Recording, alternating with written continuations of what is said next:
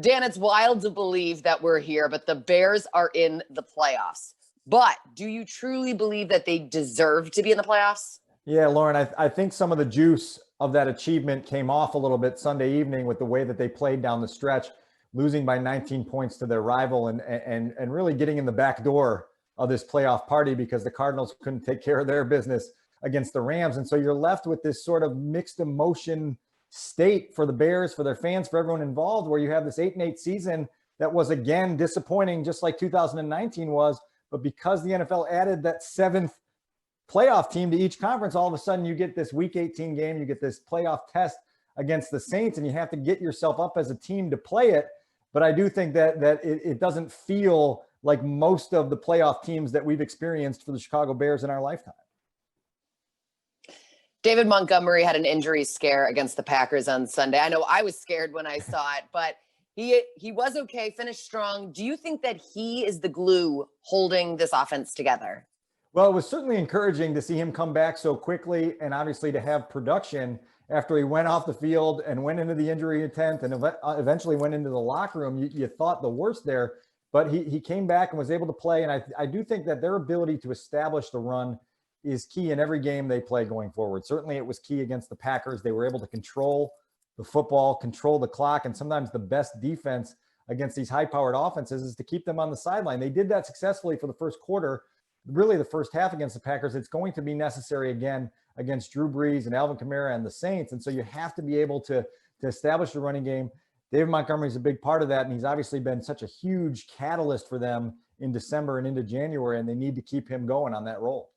The Sean Payton and Drew Brees duo is on their last run together. How do you slow this powerful Saints offense?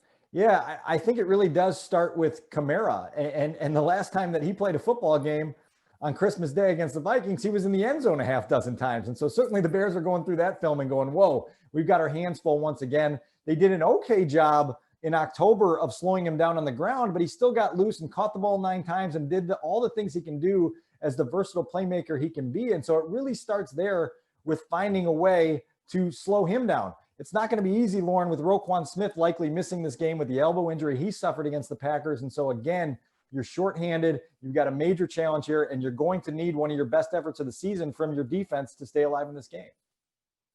Deshaun Gibson was asked during the week, is this defense in a slump? And he said, no, they're not in a slump. Guys are just being unselfish with their personal stats. Do you believe that that's true?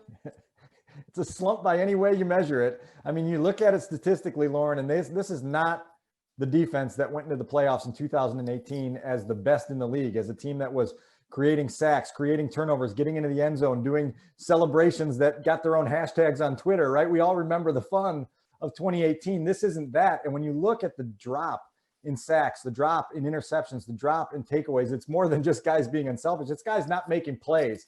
And they're certainly going to need to find some level of that on Sunday in New Orleans if they have any chance of pulling off the upset. But really over this season, really toward the back half of last season, it's been a steady decline, and it's impossible to deny that. And it's worrisome as the Bears go into the 2021 offseason trying to figure out who they are as a football team when the one thing that you thought you could count on isn't necessarily as trustworthy as you once believed it was. And finally, game prediction? I was excited last week to see the Bears take that test against the Packers because I thought it was a measuring stick game. You heard me say that last week, and I think we saw where they measured up. They're just not quite good enough. Can they win this game? Yes. Would I be crazy to pick them to win this game? Yes. And so I think right now you got to stick with the Saints. They're the more complete team.